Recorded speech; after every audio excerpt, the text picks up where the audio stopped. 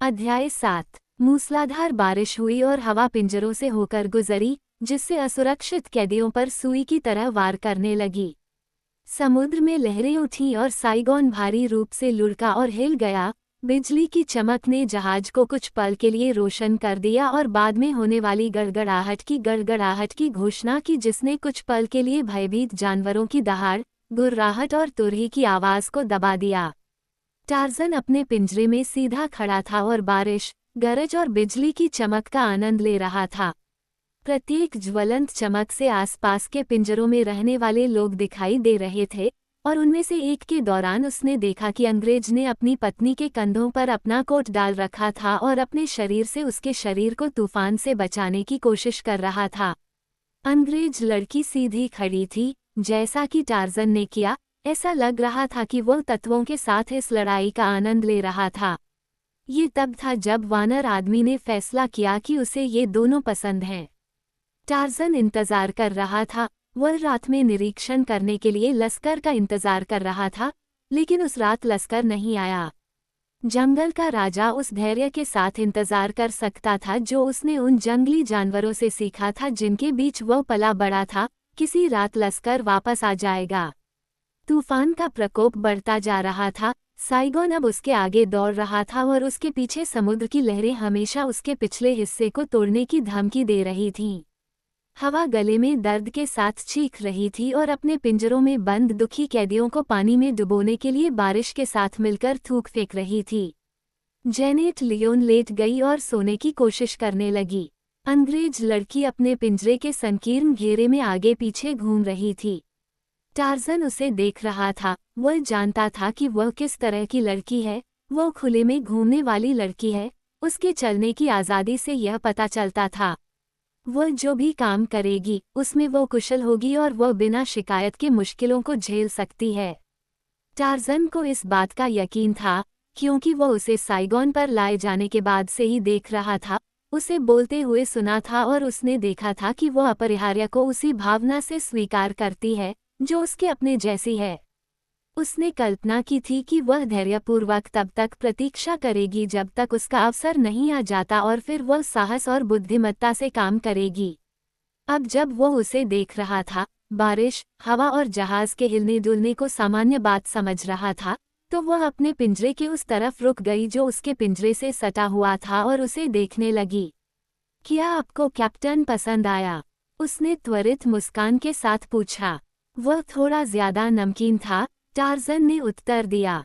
शायद स्वीडिश बेहतर था, उसने सुझाव दिया। बहुत ज्यादा, खासकर काले मांस। तुमने हमें डराने की कोशिश क्यों की? उसने पूछा। तुम्हारे चाचा और चाची ने हमारे बारे में बहुत प्रशंसात्मक टिप्पणी नहीं की। मुझे पता है, उसने कहा। मुझे खेद है, लेकिन वे बहुत परेशान थे। यह उनके लिए एक चौंकाने वाला अनुभव रहा है। मैं उनके बारे में बहुत चिंतित हूँ। वे बूढ़े हैं और इससे ज्यादा कुछ बर्दाश्त नहीं कर सकते। आपको क्या लगता है कि यह आदमी शमिट हमारे साथ क्या करने का इरादा रखता है? कुछ कहा नहीं जा सकता। वह आदमी पागल है। बर्लिन में हमें प्रदर्शित करने की उसकी योजना बेशक हास्यास्पद है। अगर वह हमें बर्लिन ले जाता है तो हम अंग्रेजों को बेशक नजरबंद कर दिया जाएगा। आप अंग्रेज हैं। मेरे पिता और माता अंग्रेज थे। मेरा नाम बडन है, पैट्रिशिया लेग बडन, लड़की ने कहा। क्या मैं आपका नाम पूछ सकती हूँ? टार्ज़न, बंदर आदमी ने उत्तर दिया। सिर्फ टार्ज़न, बस इतना ही। क्या आप मुझे ये बताना चाहेंगे कि आप उस पिंजरे में कैसे पहुँचे, मिस्टर टार्ज़न? बस टार्ज़न, उसने उसे सुधारा। नहीं मिस्टर, मैं इस पिंजरे में इसलिए हूँ क्योंकि अब्दुल्ला अबू नैजम बदला लेना चाहता था, इसलिए उसने मुझे एक अफ्रीकी सरदार के हाथों पकड़वा दिया, जिसके पास भी मुझसे छुटकारा पाने की इच्छा थी। अब्दुल्ला ने मुझे क्राउज नाम के एक आदमी को बेच दिया जो अमेरिका में बेचने के लिए जानवर इकट्ठा कर रहा था। क्राउज दूसरी तरफ मेरे बगल वाले पिंजरे में है। शमिट, जो दूसरा साथी था, उसके पास क्राउज का जहाज, उसका जंगली आदमी और उसके सभी जानवर हैं। उसके पास क्राउज भी है, लड़की ने कहा। अगर ये तूफान और भी भयानक हो गया तो वह हम में से किसी को भी ज्यादा समय तक नहीं छोड़ पाएगा। वो अब पिंजरे की सलाखों से चिपकी हुई थी, जबकि जहाज समुद्र के गर्त में गोता लगा रहा था और अगले शिखर पर पहुंचने के लिए लुढ़कता और लड़खड़ाता हुआ आगे बढ़ रहा था। साइगोन कुछ खास नहीं दिखता, जेनेट लॉन ने कहा, जो टार्जन के पास खड़ी थी, लेकिन मुझे लगता है कि वह इस तूफान का सामना ठीक से कर लेगी। हम इससे भी बदतर तूफान का सामना कर चुके हैं। बेशक उस समय हमारे पास कप्तान लासन कमान संभाल रहे थे और मी डी ग्रूट पहले मेट थे। शमिट के कमान संभालने पर कहानी अलग हो सकती है।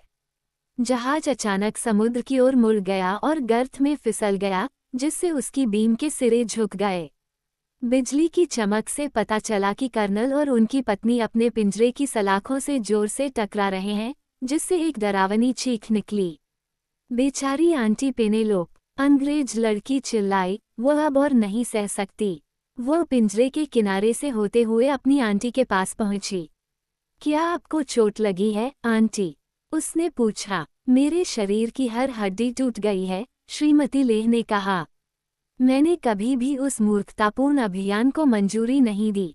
वैसे भी समुद्र के तल पर कौन रहता है, इसकी परवाह कौन करता है? आप लंदन में उनमें से किसी से भी कभी नहीं मिलेंगे।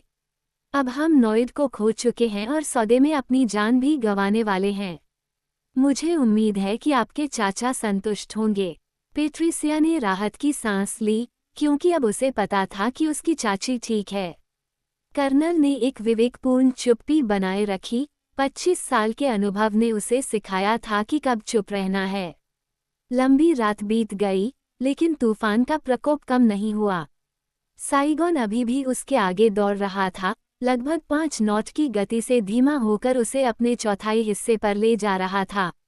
बीच बीच में एक लहर स्टर्न से टूटती हुई डेक पर पानी भर जाती थी और पिंजरों में बंद कैदी लगभग डूब जाते थे, जो केवल सलाखों से चिपके हुए थे और सबसे अच्छे की उम्मीद कर रहे थे। अपनी गवाही के अनुसार श्रीमती ली 3 बार डूब चुकी थीं।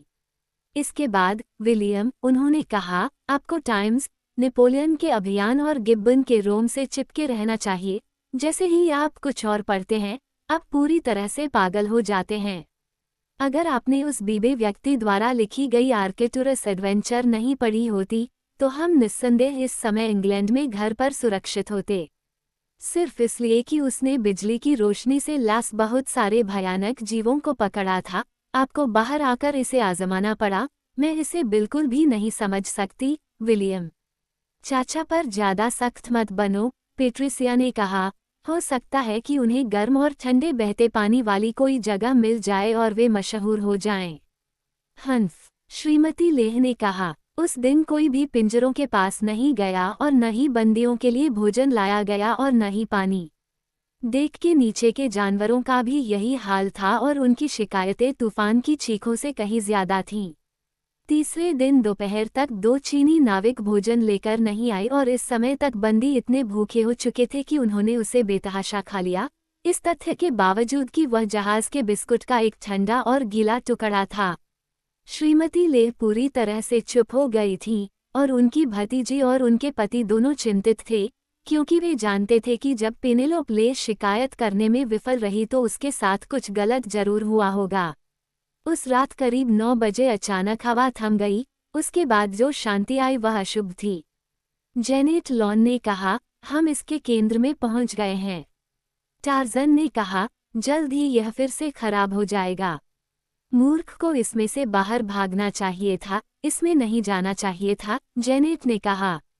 टार्जन धैर्यपूर्वक प्रतीक्षा कर रहा था, जैसे कोई शेर पानी के गड्ढे में अपने शिकार के आने का इंतजार कर रहा हो। यही बेहतर है, उसने लड़की से कहा। मुझे समझ में नहीं आ रहा है, उसने जवाब दिया। मुझे नहीं लगता कि इससे बुरा और क्या हो सकता है। रुको, उन्होंने कहा, और मुझे लगता है कि आप अभी देखेंगे। समुद्र में अभी भी लहरें उठ रही थीं, लेकिन साइगोन अब उन्हें बेहतर तरीके से झेलने लगा था और कुछ ही देर में शमिट डेक पर आया और पिंजरों के पास आ गया। उसने पूछा, पशुधन कैसा है? अगर आप इन महिलाओं को यहाँ रखेंगे तो ये मर जाएंगी, शमिट, डी ग्रूट ने कहा। आप उन्हें बाहर क्यों नहीं ले जाते और उन्हें एक केबिन क्यों नहीं देते, या कम से कम उन्हें डेक के नीचे क्यों नहीं रखते जहाँ वे तूफान से सुरक्षित रहेंगी? अगर मुझे कोई और शिकायत मिली, शमिट ने कहा, तो मैं तुम सबको पिंजरे समेत पानी में फेंक दूंगा। वैसे भी तुम क्या चाहते हो? तुम्हें मुफ्त परिवहन, मुफ्त भोजन और निजी कमरे मिल रहे हैं। पिछले 3 दिनों से तुम्हें मुफ्त स्नान की सुविधा भी मिल रही है।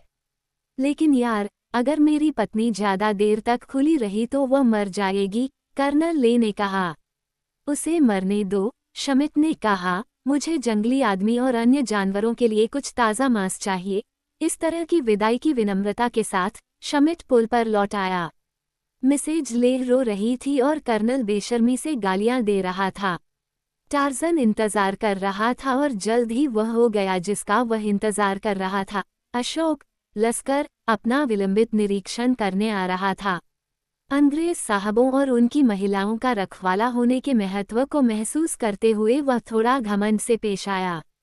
जहाज की रोशनी ने अंधेरे को इतना दूर कर दिया था कि कुछ दूरी पर स्थित वस्तुएं दिखाई देने लगी थीं, और टार्ज़न, जिसकी आंखें रात में देखने की आदत से प्रशिक्षित थीं, ने देख पर आते ही अशोक को पहचान लिया था। अशोक के पास से गुजरते समय बंदर आदमी अपने पिंजरे की 2 बगल की सलाखों को पकड़कर खड़ा था, जंगली आदमी की पहुंच से दूर। जेनेट लियोन टार्ज़न के बगल में खड़ी थी। उसने सहज रूप से महसूस किया कि कुछ महत्वपूर्ण होने वाला था। उसकी नज़रें पिंजरे में बंद अपने साथी पर थीं। उसने देखा कि उसके कंधों और हाथों की मांसपेशियां तनाव में थीं, क्योंकि वह अपनी पूरी ताकत पिंजरे की सलाखों पर लगा रहा था। और फिर उसने देखा कि वे सलाखें धीरे धीरे फैल रही थीं और वानरों का टार्ज़न आज़ादी की ओर कदम बढ़ा रहा था।